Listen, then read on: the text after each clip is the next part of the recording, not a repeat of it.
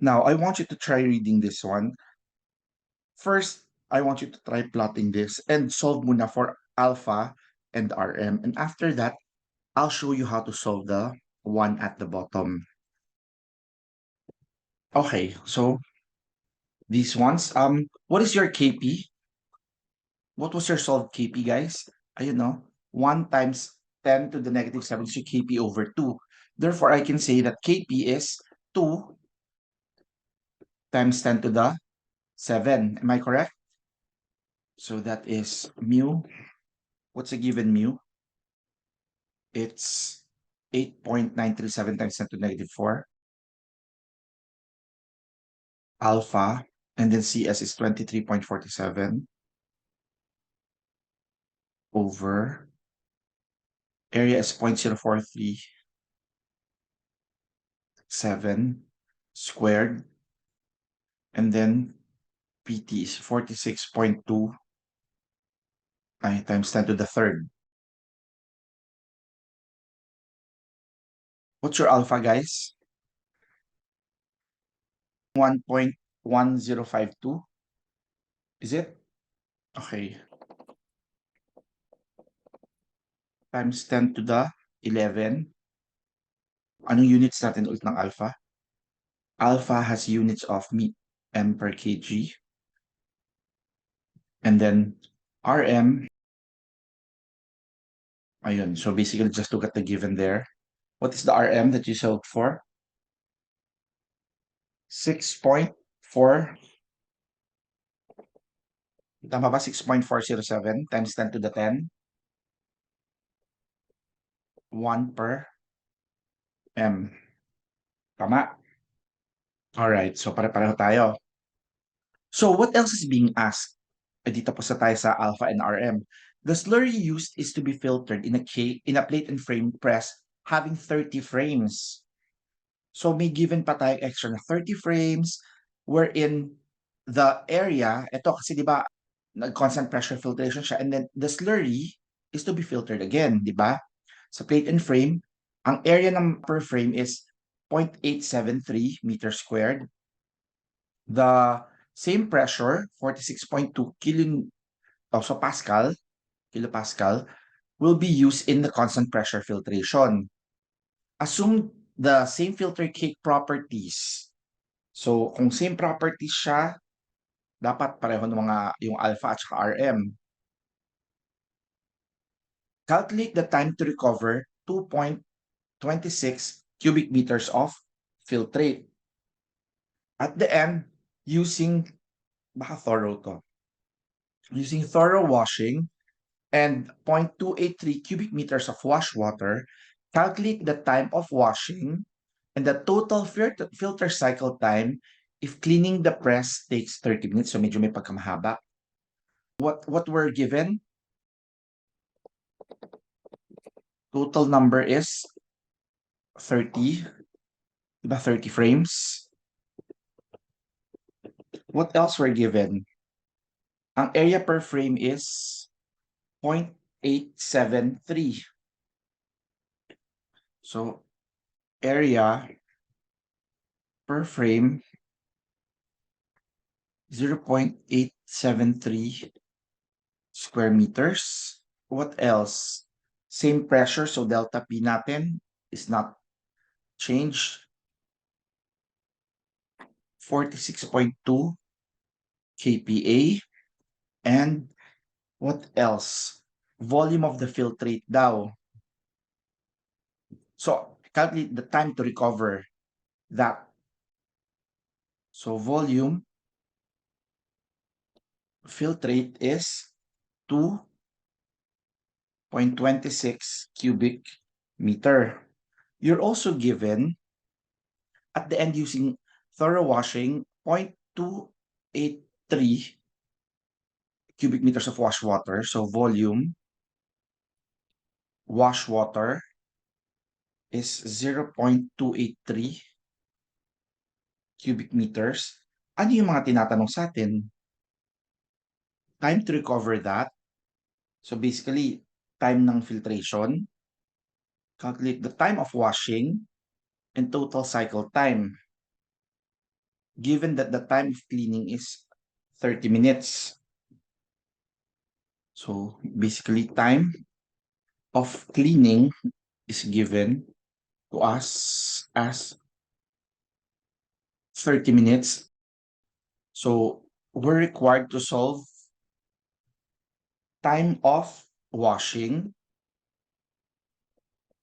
time filtering, and time total, right? Okay. So since constant pressure filtration, we will be looking again at the Routh equation natin, di ba? So ito, for constant pressure filtration. And then looking at the times, di ba? Ito yung time natin.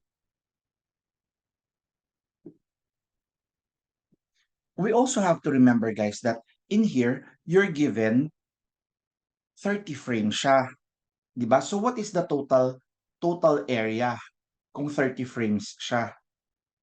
Kung per frame is this, that means I can say that in here, the total area is 30 times 0.873. What is this? 26.19 meters squared. May question ako. Di ba may isang minention dito? Assuming that the same filter cake properties and filter cloth, so kung assuming that they are the same, ano yung pwede nating magamit, guys? Ano yung pwede nating magamit from here? From here. Kasi di ba ito, you have to remember, di ba the first one, constant pressure filtration, reported the following slurry and press, etc. So what can we get from the graph in here? Yung RM at saka yung alpha. Tama? So ayun na, nasa taas naman yung RM at alpha, wala tayong magiging problem dyan. Now, the thing is, nung ginamit natin yung sa bago, you have to remember that the area changed.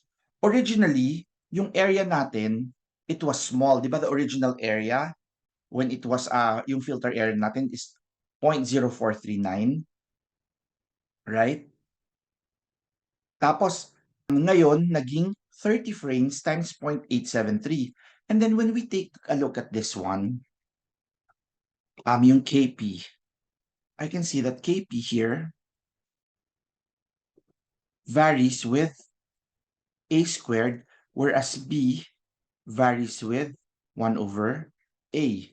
Am I correct? Tama ba? So, with that, let's go back to this. You already know what your KP is. Di ba what was the original KP? The original KP was given as 2.0 times 10 to the 7. Kasi, di ba KP over 2 itong 1.0? Tama? Tapos, ang original B natin is 28,232. So, isosolve natin para makuha natin yung total time. Kasi di ba nagpalit tayo from just small filter area, nagpalit tayo ng 30 frames ng plate and frame. So, what we do here is solve for the KP new. The new KP is actually equal to KP old and then area 2, area 1 na naka-square. So, what's the old KP? It's 2.0 times 10 to the 7. What's the unit of KP, guys? Di ba binigay ko kanina? S per M6. So, M6. And then, yung area natin, original area, kasi di ba 1 over A siya. So, original area is 0.0439 over 26.19 squared. What is the new KP, please? It's 55.68, guys. Tama ba? Okay. Meron tayong Now, also, can you please help me solve for B prime? B will be A1 over A2. Kasi di ba bagong nag-iba yung area niya eh. What is the new B, please? 47.32. Lumiit, no? 47.32. Ano unit niya? S over M cube. Am I correct? Okay. Ngayon ang tanong ko, bakit kailangan natin to mga to? Eh di ba hinihingi ko lang naman mga time ng washing, time ng filtering, time yan because you have to remember that the formula for time is this. Di ba? Ito, oh, yung dalawang to. So, T over V is that. So, we can solve for the time it takes to filter. You understand, guys? Alright. So, pakicheck yung formula ha. T over V Kp. So, basically, yun lang. T over V Kp over 2V plus B. And we can already solve for the T. Pero in here, what you will be using, guys, is the new Kp and the new V, new B. Can you please help me with this? Ano siya? 55.68 over 2. And then, yung volume, di ba, in order to get the volume of the filtrate, ano yung filtrate natin? 2.26. So, squared. Plus yung B natin is 47.32 of 2.26. What's the total filtration time, guys? 249 point ilan? 1388 seconds. Now, nandito, meron daw na 0.283 na wash water din. Di ba? Right? And then, kailangan makuha natin yung time of washing. So, para makuha yung time of washing, first look at this. Di ba for plate and frame filters, guys, the rate of washing, dV over dt, is actually given in the formula 1/4, 1 over Kp Vf. So, edi okay na tayo. Wait lang ha. So, isn't it earlier as I said, the time total is the time for filtering plus time of washing, di ba? Plus the time of cleaning. So, yung filtering natin, let's say A. Meron na tayong A. Wala na tayong problem. Ang problem natin, yung time of washing. So, paano yung time of washing natin? You have, di ba, you're given the wash water volume, 0.283 cubic meters. Volume of wash water, 0.283 cubic meters. Ang problem, ano yung time of washing natin? Paano natin masosolve? You know the formula dV over dt. What's the formula in here? 1/4 1 over kpvf plus b. 1/4 1 over kp volume filtration plus b. Okay, so here 1/4 ano yung kp 55.68 and then the volume of the filtrate that passes through it is 2.26 plus the b that you have is 47.32. What is the rate of filtration, guys, that you have? 1.4438 times 10 to the negative 3, and then dV over dt, so that's cubic meters per second. But we have to take note, di ba?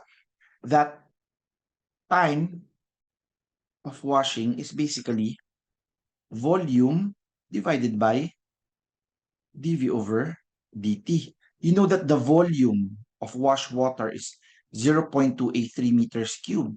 This one is 1.4438 times 10 to the negative 3 cubic meters per second. So you have the washing time. What's the washing time, please? 196.01 seconds. So let's just have that as letter B. Meron na tayong washing time. Now, we were also given cleaning time. Ayun, no, given na sa atin 30 minutes. So this one, 30 minutes. E di gawin na lang nating minutes lahat para hindi masyado malaki. So this one is basically 249.1388 plus 196.01 over 60 plus 30 minutes. How many minutes is the total? 37.42 minutes is the total filtering cycle. Pero, at times I might just ask, how long will it take to clean? 30. How long will it take to wash? 196. Pero ito, take note, if it's given as a leaf filter, you just use this. If it's plate and frame, you use this 1/4. Okay?